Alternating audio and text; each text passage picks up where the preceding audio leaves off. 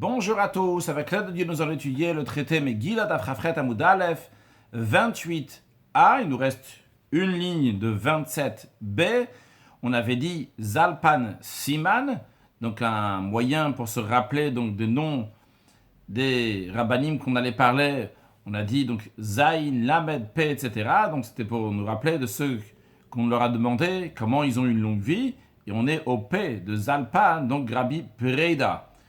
Shalu Talmid Aved Rabbi Preida. Les élèves de Rabbi Preida lui ont demandé Bamer Arta Yamim, par quel mérite tu as eu longue vie? Amar Lahem, il leur a répondu Miyamai, de mes jours, Lokdamani Adam le Bet Hamidrash.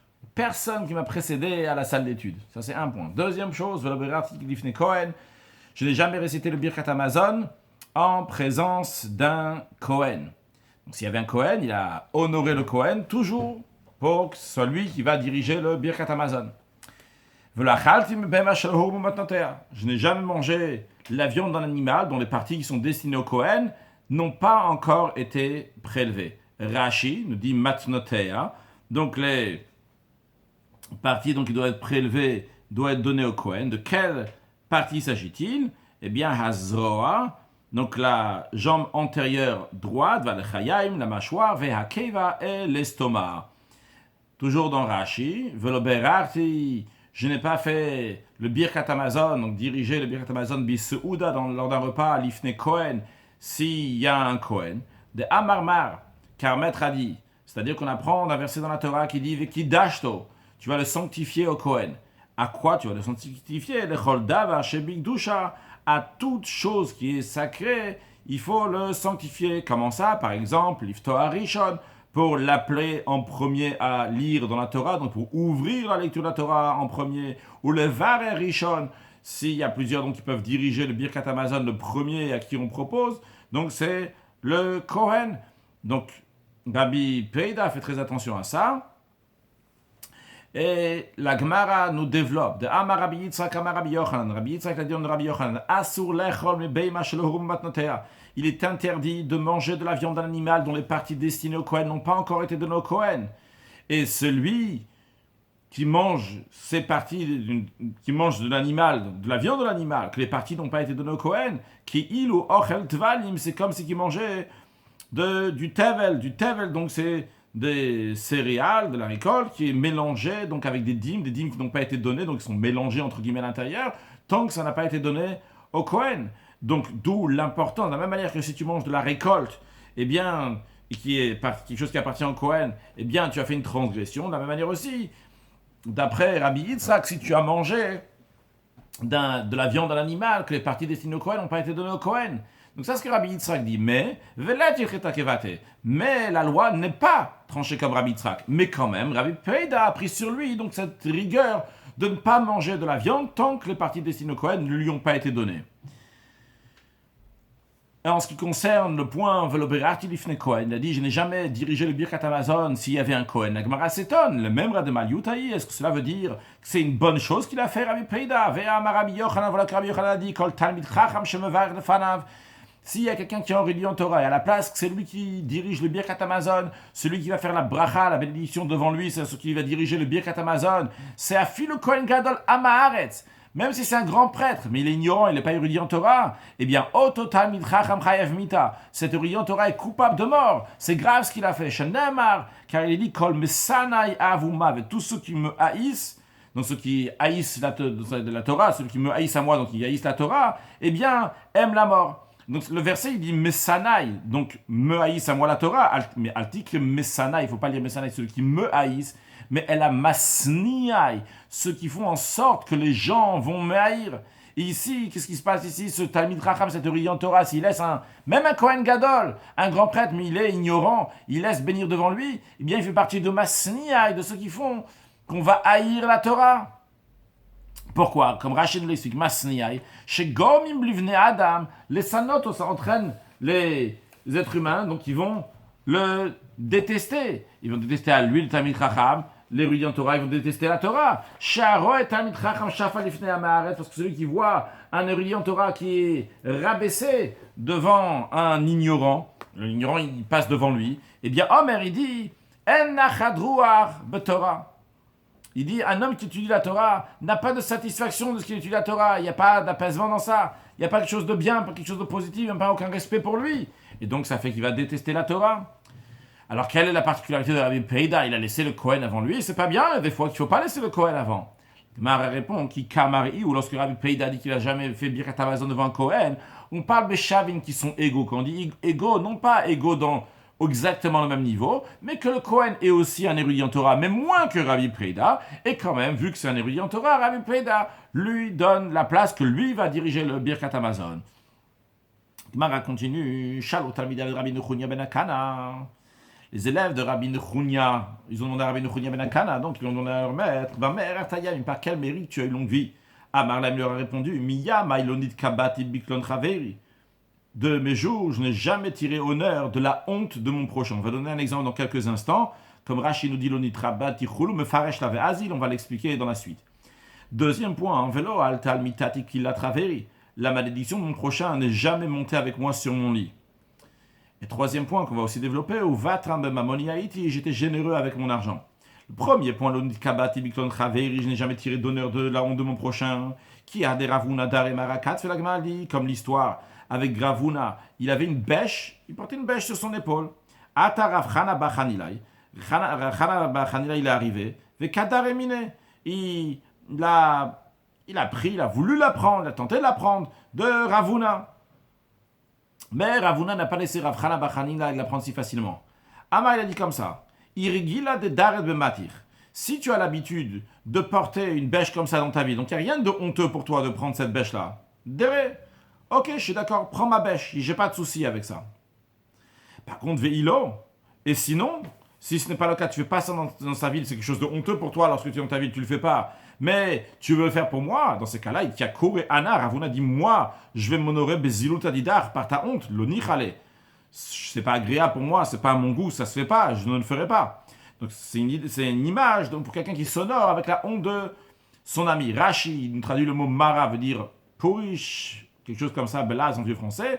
Donc après, Rashi nous prend les mots que Rav Chana Bachanila, il devait kachak ilminé, il a pris de lui, il a pris de Ravuna, la bêche, le chabdo pour le respecter, veisainaou, que Rav Chana Bachanila va la prendre. Et Ravuna lui a dit, si Darit, toujours dans Rashi, Darit bematir, si tu portes ça dans ta ville, chatanos et klika zebeicha, tu portes un tel ustensile comme une bêche dans ta ville, vas-y fais-le, mais sinon, je ne veux pas le faire, c'est pas à mon goût de m'honorer par ta honte.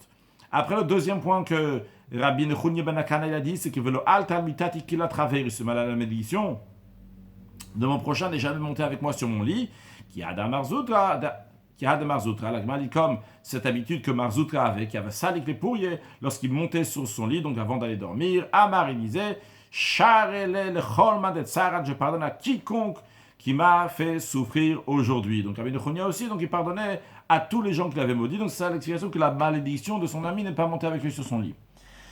Troisième point, on va j'étais généreux avec mon argent, ce que Rabbi Nechunya ben Akana il a dit à ses élèves. Maître a dit, donc Maître a dit, c'est dans un autre contexte, ça a été dit que Iyov, Job, lui il était généreux avec son argent, car il laissait une pièce supplémentaire au marchand de son propre argent. Rabbi Akiva de Rabbi Nechunya Gadol. Rabbi Akiva, il a demandé à Rabbi Nechunya Gadol. Certains disent que Rabbi Nechunya Gadol, c'est le même qu'on vient de voir juste avant, Rabbi Nechunya Ben Akana, jusqu'il a grandi avec le temps, il est devenu plus important. Il y avait déjà même des serviteurs, comme on va voir dans la suite. Alors Rabbi Akiva, il a demandé, Mer Artayamim, par quel mérite tu as eu longue vie? Alors, Atu Gavze Vekamachule. Ces serviteurs, ces eunuques, de manière plus précise, sont venus et ont frappé Rabbi Akiva. Rashi Gavze, Sarissi, donc ses eunuques, Hayu Avad Meshatimoto, c'est-à-dire qu'il avait des serviteurs qui le servaient. Kamachol Rabbi Akiva, ils ont frappé Rabbi Akiva. Pourquoi ils ont frappé Rabbi Akiva qui a demandé à Rabbi Nechunya Gadol s'il a longue vie? Il pensait que Rabbi Akiva était dégoûté, il voulait plus de la vie de Rabbi Nechunya Gadol. Il dit, qu'est-ce que tu vis tellement longtemps? Qu'est-ce que tu fais là encore? Alors Rabbi Akiva, qui a vu qu'on le frappait, salik. Et il est monté, Yativa Rechadedikla, il s'est assis sur la cime d'un palmier.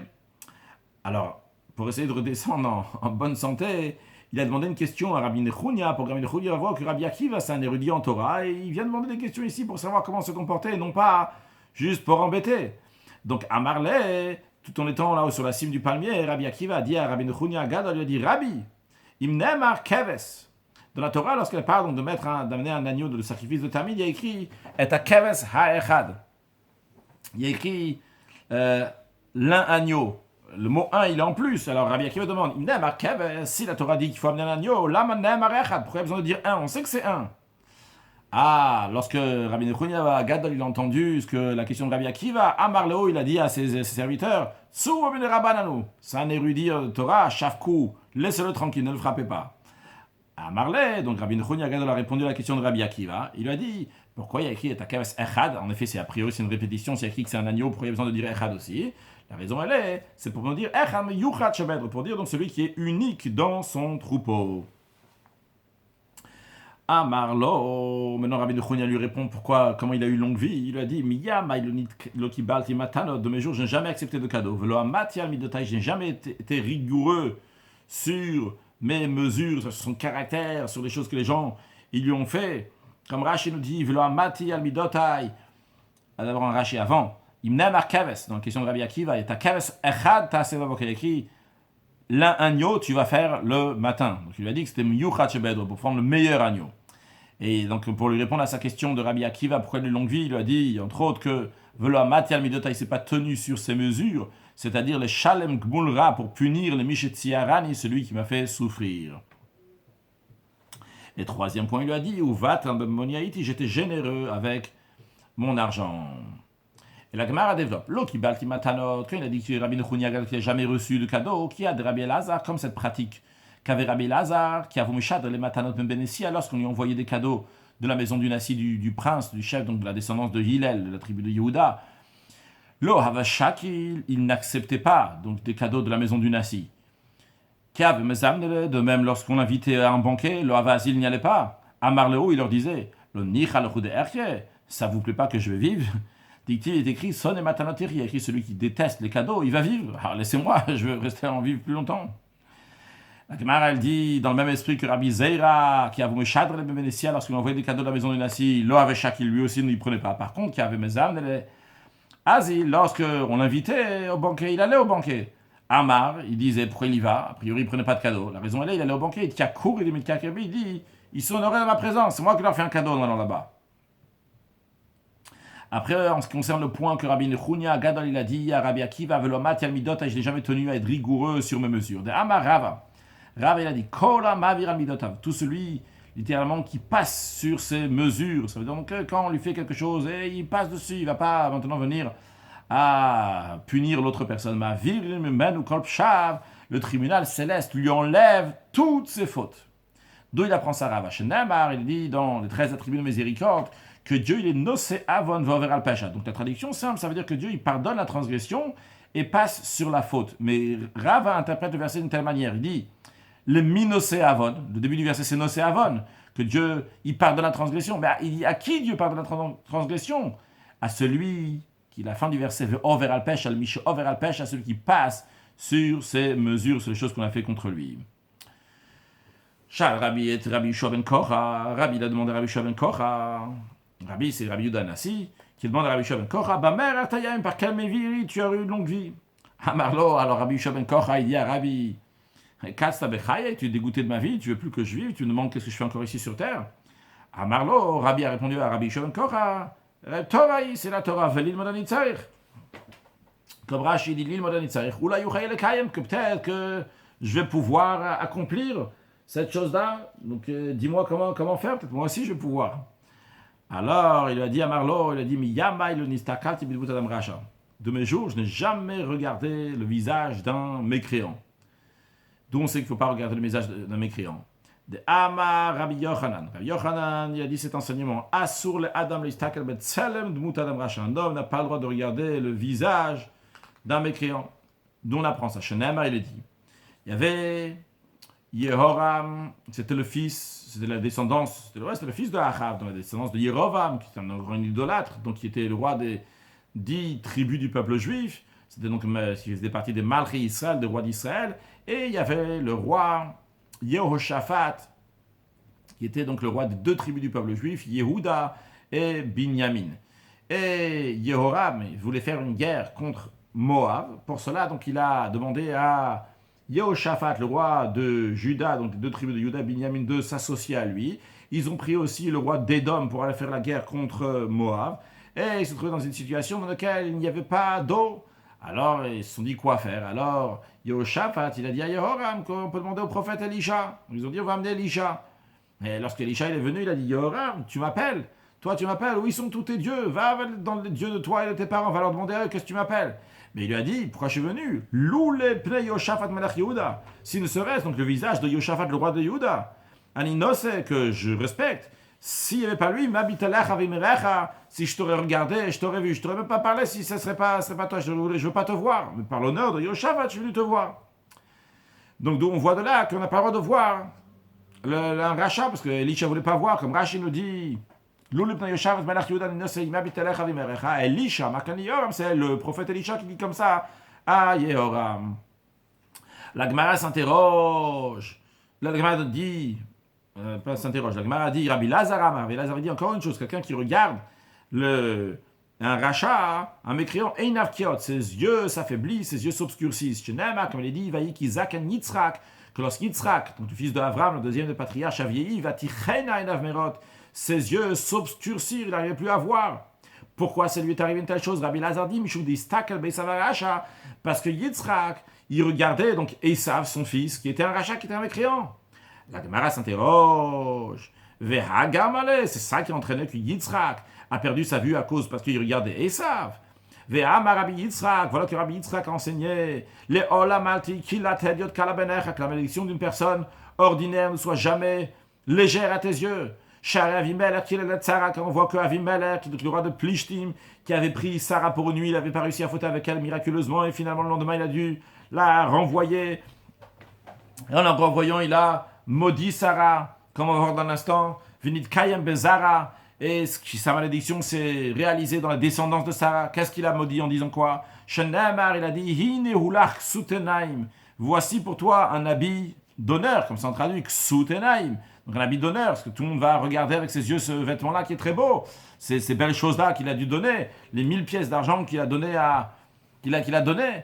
Mais Altik Ksut, il dit Ksiyat Enaim. Donc c'est pas juste Ksut qui veut dire en hébreu un habit, mais Ksiyat, un recouvrement, un voile sur les yeux.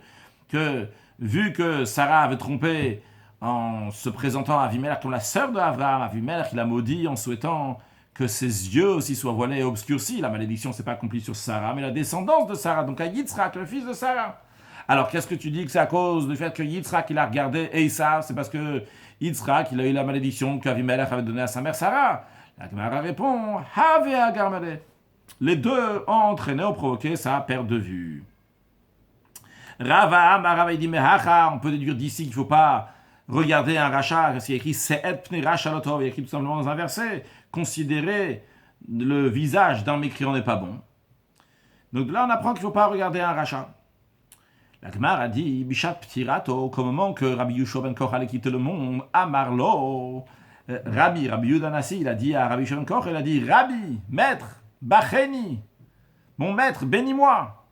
Amarlo, Rabbi Yoshua ben Koch il a béni comme ça, il a dit Hiratson, sur la volonté, chez Tagi à la Chatsi Yamai, que tu atteignes la moitié de mes jours, la moitié de l'âge de ma vie. Alors, Rabbi il a dit le Kulolo, pas toute ta vie. Alors, Amarlo, Rabbi Yoshua ben Koch, il a répondu Abaï macharech abaïm aïrou. Ceux qui viennent après toi, ils vont faire paître des animaux. Qu'est-ce que cela veut dire? Voyons Rashi. Abaï macharech abaïm aïrou. Ceux qui vont venir après toi, ta descendance, ils vont faire paître des animaux. Bitmia, Rashi dit, ça se lit avec étonnement. Kelomar, le Bach, il rajoute le mot kelomar, c'est-à-dire Entov lecha lichiot yamim rabim kamoni. C'est pas bien que tu vas vivre si longtemps comme moi. Shimken, c'est ainsi. Le yitlu banecha bigdulatra. Tes fils vont jamais prendre ta grandeur, ils vont jamais devenir nasi. Atanasi, toi tu es un nasi, tu es un prince, tu es un chef. Vm kolyemem yuidiotot, et eux, ça va se trouver que toute leur vie, ils vont être des gens ordinaires, parce que toi tu es encore en vie, et eux, entre guillemets, ils vont faire perdre des animaux, ça veut dire ils vont pas prendre ta grandeur. Donc c'est pas bien que tu vis si longtemps que moi. Juste à noter qu'il est écrit que Rabbi Yoshua ben Koch, il a vécu très longtemps. À 108 ans, il a eu une dent de lait qui a poussé. À 130 ans, il a eu un enfant. Et sûrement, il a vécu même encore plus que ça. En tous les cas, il était bien âgé. Suite à ce qu'on a dit, donc l'interdiction de regarder un rachat, un mécréant, dans le même esprit, la Gemara raconte qu'Avou bar I, Avoua, fils de I, ou Minyamin bar I, Minyamin, fils de I, les deux, ils sont donnés éloges, sont félicités de quelque chose de bien qu'ils faisaient. Chadamara dit, Teteli de l'oitak libekuti. Je serai récompensé du fait que je n'ai pas regardé un koutéen, donc un kouti, un idolâtre. Chadamara, l'autre, il a dit, Teteli de l'oitak que je sois récompensé. Je serai récompensé que je n'ai pas fait d'association avec un kouti, donc avec quelqu'un qui est idolâtre, vu que quelqu'un qui est idolâtre, il risque de faire que la personne aussi donc va... Le juif, donc il va jurer au nom de son idole. Alors, même dans des cas où il a fait un contrat qu'il n'a pas le droit de jurer sur son idole, quand même, lui, il ne faisait jamais d'association avec un non-juif. Les élèves ont Rabbi Zeira, par quel mérite tu as accédé à longue vie? Yamar lui a répondu, de mes jours, je n'ai jamais montré d'énervement dans ma maison. Deuxième point, je n'ai jamais marché devant quelqu'un qui est plus important que moi. En général, quand quelqu'un d'important il marche, à sa droite, à sa gauche, il y a des gens qui sont moins importants, donc ils se mettent sur le côté, et donc ils ne doivent pas le dépasser. Rabbi Zeira faisait très attention de jamais, même pas sans faire exprès, de le dépasser. Troisième point, je n'ai pas pensé dans des allées sales. Qu'est-ce que ça veut dire? Rashi hirarti. Donc je n'ai pas pensé d'ivrer Torah, des paroles de Torah dans les allées qui sont sales, bien que les commentaires ils expliquent bien que Rabbi Zeira il tient comme Rabbi Yochanan, que quelqu'un qui passe dans des allées sales, il peut mettre la main sur la bouche et dire des paroles de Torah. Eh bien lui il était strict de même pas penser des paroles de Torah dans ces allées-là. Encore un point, il n'a jamais parcouru 4 coudées, donc environ 2 mètres, sans étudier la Torah ou sans porter des tefilines sur lui-même. Rashi Torah, dire Satish Gura Befitami, donc sa version, ça veut dire son étude, elle est toujours fluide dans sa bouche, il est toujours en train de dire des paroles de Torah. Il y a encore un point, il n'a jamais dormi dans la salle d'études. Ce qui est interdit officiellement dans la salle d'études, c'est le Shinat Keva, un sommeil régulier. Ça c'est interdit, mais même Veloshinatai, lui Rabbi Zeira, même pas un sommeil passager somnolé dans la synagogue, ça non plus, il ne l'a pas fait dans le lieu d'étude. Encore un point, il a dit Velosasti betakalat chaveiri, je ne suis jamais réjoui en voyant mon prochain trébucher.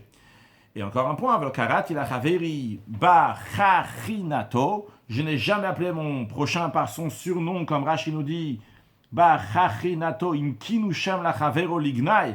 S'ils ont donné un surnom à son ami, donc qui est méprisant, il n'a jamais dit. La Gemara a dit Ve'amrele, il y en a qui disent Bachanichato, Rashi Ve'amrele Bachanichato. Comme vous voyez, on a lu le Rashi avec la correction. Le premier c'est Bachachinato. Et le deuxième c'est Bachanichato. C'est quoi Bachanichato? Rashi dit Afilo Otokino, même si ce surnom, chez Mesouda, il est entre guillemets ordonné, ou Balom et Mishparto, ça vient de sa famille, Shem Dofi, c'est un surnom qui est méprisant. Eh bien, quand même, il n'a jamais mentionné. Rashi dit d'où vient cette expression-là, donc de Chanichato, comme Kemo Katav Chanichato va Chanichata, comme on trouve dans le traité Gitin, Masechet Gitin, là-bas, qu'ils ont écrit donc Chanichato, Chanichata et Chanichata, donc son nom de famille à lui, son nom de famille à elle. Suite à ce que Rabbi Yehuda nous avait enseigné dans la Mishnah précédente à propos de la manière comment vendre une synagogue, la Mishnah maintenant actuellement nous dit Ve'od amar Rabbi Yehuda, encore l'enseignement de Rabbi Yehuda qui nous dit que Bet HaKnesset shecharav, une synagogue qui est tombée en ruine, elle garde quand même sa sainteté. C'est la raison pour laquelle on ne doit pas faire des éloges funèbres, donc des personnes ordinaires. On verra pour ce qui concerne donc, des personnes qui ne sont pas ordinaires dans le prochain cours, Bezrat Hashem. Donc on ne fait pas des éloges funèbres là-bas. Ve'en mashfilim betocho chavalim. On n'a pas le droit de tresser des cordes dans cette synagogue. Rashi nous dit qu'en vérité, c'est pas seulement tresser des cordes, mais c'est tous les travaux. Rashi mafshin chavalim. Donc tresser des cordes, en vérité, c'est tous les travaux qu'on n'a pas le droit de faire dans cette synagogue qui est tombée en ruine. Ah, alors pourquoi la Mishnah donne l'exemple de tresser des cordes? Elle a les fiches achat, chavalim, tsarich makom mervach. Vu que tresser des cordes, ça a besoin d'un endroit qui est large, panouille, qui soit libre, disponible, parce qu'on va faire des longues cordes. Ou Bet HaKnesset Gadolo, la synagogue en général, donc c'est un endroit qui est grand, Verao, Yumasuk, l'écart qui convient, et il est suffisant pour faire ces fils-là. Donc c'est pour ça qu'on a donné cet exemple-là, mais en vérité, c'est tous les travaux qu'on n'a pas le droit de faire là-bas. Ven posi, ne tochom et tsudot, on n'a pas le droit d'étendre des filets pour attraper donc, des animaux, des bêtes sauvages donc, qui vont passer par là-bas, ou des oiseaux. Ven shotrina gago perot, on n'a pas le droit d'étaler même sur son toit des fruits pour que les fruits vont sécher, parce que le toit aussi il a une douche et une sainteté. Ven osin motokapen derrière, et bien que la synagogue est détruite, on n'a pas le droit de l'utiliser comme raccourci de passer par là et d'aller de l'autre côté. Shnemar. Comme il est dit dans la Torah, parce que la Torah dit, va shimoti et migdeshechem, je rendrai vos sanctuaires désolés. On voit ici quoi? Que kdushat avkshem shomemin. Même quand ils sont désolés, la Torah dit, migdeshechem, c'est votre migdash, l'endroit sanctuaire. C'est-à-dire que c'est un sanctuaire même quand il est désolé, même quand il est détruit, même quand il est tombé en ruine, il a encore une kdusha, une sainteté. La Mishnah conclut que Alobo Asavim, s'il y a de l'herbe qui pousse dans cette synagogue donc qui est en ruine, loyitlosh, on ne doit pas la déraciner. Pourquoi? Ogbad nefesh, afin d'inspirer le chagrin. Et alors quoi? Quoi ça sert d'être en chagrin? Rashi nous explique, Ogbad nefesh, manichimbo asavim, on laisse les herbes là-bas, qui déchetaient Ogbad nefesh leur pour que ceux qui vont voir du chagrin. Veshiyaskiru et minyem binyano, ils vont se souvenir de la belle époque lorsque la synagogue était construite. Veshayurigil mitas sham. Et comment ils avaient l'habitude de se rassembler là-bas. Ceux qui avaient l'habitude de se rassembler là-bas, vont demander miséricorde.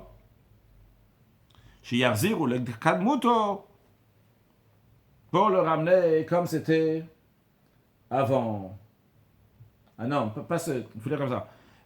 Se souvenir donc et la construction et comment ils avaient l'habitude de se rassembler là-bas comme j'ai dit au début, et donc en conséquence ils vont de miséricorde à Kadosh Baruch Hu pour qu'il va le ramener comme au temps d'antan, comme c'était à la belle époque qu'il y avait tout le monde. Une halakha en ce qui concerne, donc on a appris aujourd'hui donc le comportement que Ma'avir al Midotav, celui qui passe sur ses mesures, et bien Kadosh Baruch Hu lui enlève toutes ses fautes.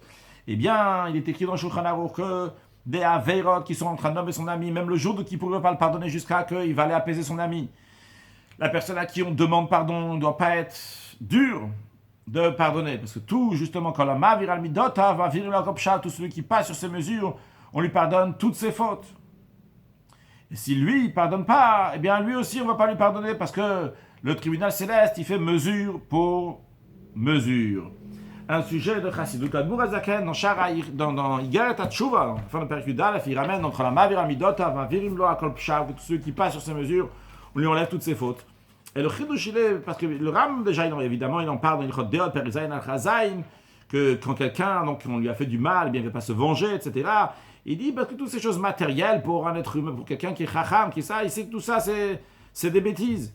L'Admour Azaken, il ramène ça, mais le Chidush est ici, qui parle, même des choses que Kadosh Baruch Hu lui envoie, quand Dieu lui envoie certaines choses, eh bien il doit aussi Ma'avir al Midotav. Évidemment, il ne contredit pas ici le Rambam, il vient rajouter sur le Ram. Le Ram, il parle donc avec entre les êtres humains.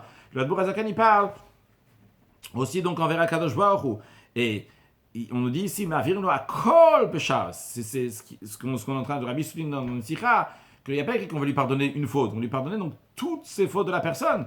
Grâce à ce comportement-là. En tous les cas, lorsque quelqu'un donc, lui arrive une chose, que ce soit par un être humain, que ce soit par un Kadosh Baruch Hu, le fait que lui il va avoir sa teshuva donc il va être entièrement rattaché à Kadosh Baruch Hu, et il voit donc à Kadosh Baruch Hu lui envoie ça, et bien par le fait que la personne n'est pas sur ses mesures, elle ne va pas commencer à demander des calculs, pourquoi ça m'est arrivé, ou comme ci, comme ça, mais il reçoit Bessim grâce à Kadosh Baruch Hu lui envoie, et bien on lui enlève tous ses pshaim, il se rattache donc à Kadosh Baruch Hu, il n'y a plus de gamme, plus de défauts, plus d'écran qu'il y avait entre lui et Kadosh Baruch Hu, et il se rattache à Kadosh Baruch Hu de manière éternelle, que Dieu fasse que très prochainement on puisse voir notre attachement à Kadosh Baruch Hu, comment Israël, comment le peuple juif et Dieu sont une seule chose, lors de la venue de Mashiach now. Excellente journée.